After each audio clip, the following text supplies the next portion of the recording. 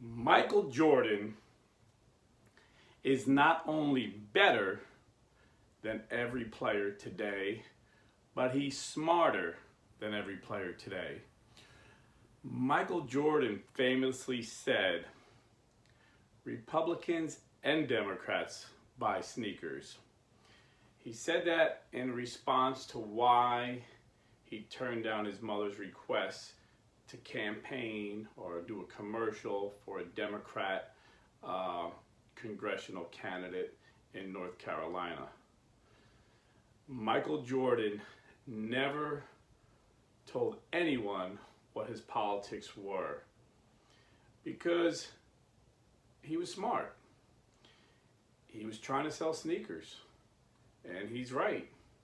Republicans buy his sneakers just as much as Democrats buy his sneakers. Now, today's athletes, especially in the NBA, they're repeating what they learned from their Marxist professors, because, most of these players went to college, just like the NFL, most of those players went to college, and they got indoctrinated with the Marxism and hate America and the wokeism.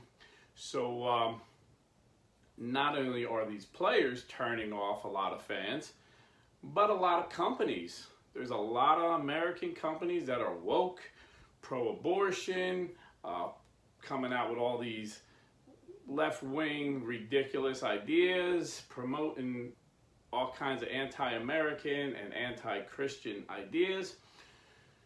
So I have a message. They should listen to Mike. They should be more like Mike, because if you go woke, you go broke. And especially real estate companies. So if you are buying or selling real estate, go to realestateforlife.org and tell them Blue Collar Catholic sent you. And not only will you get an experienced realtor, a realtor with integrity, but you'll get a pro-life realtor who will not donate their money to anti-American, pro-abortion companies.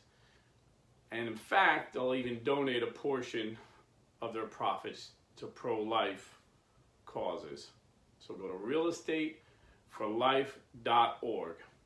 Now, my special guest.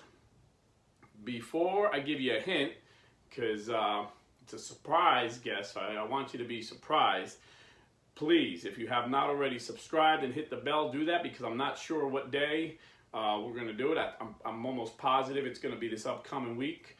And then you know how we do it here on Blue Collar Catholic? We record it and upload it the same night. So please subscribe, hit the bell, so you'll be notified, because you don't want to miss this guy. I'll give you a few hints in a moment. But I just want to share this with you. Most of you guys know I was an evangelical, Bible-believing, charismatic, Baptist, Baptist-costal, went through the whole range of Protestantism before I came home to the church that Christ established. And when I came home to the church that Christ established, I was so excited. You just couldn't shut me up. That's why I created this channel.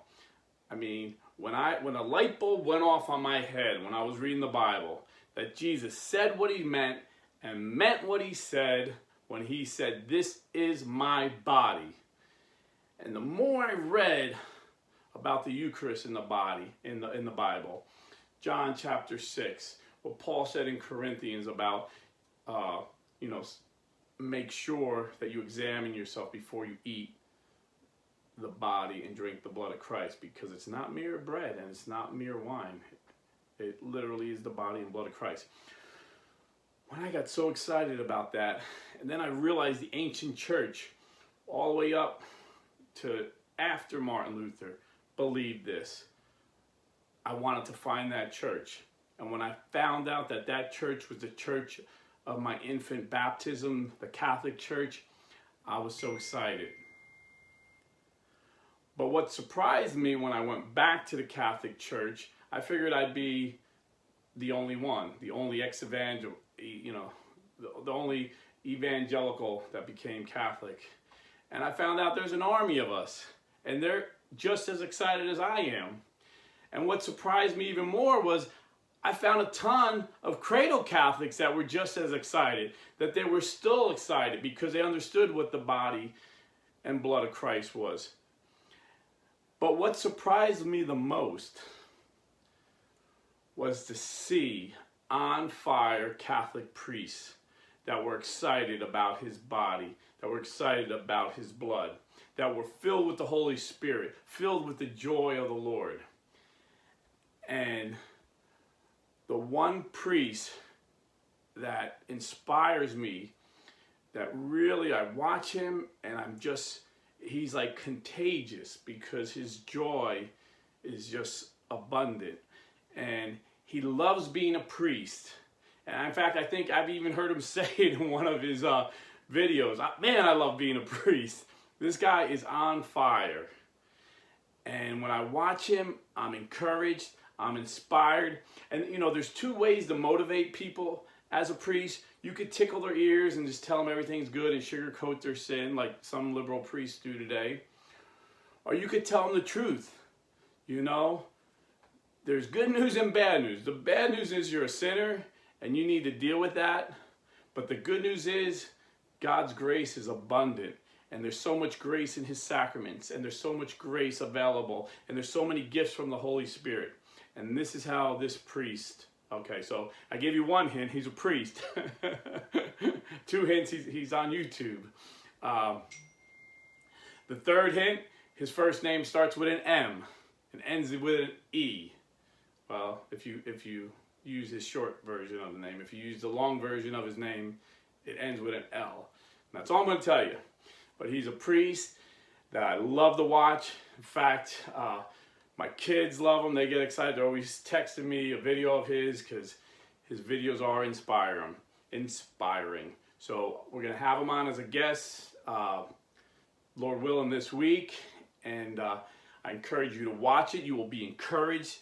Your faith will be strengthened. You'll be motivated. I'm telling you, this priest is on fire. And his fire is contagious. So...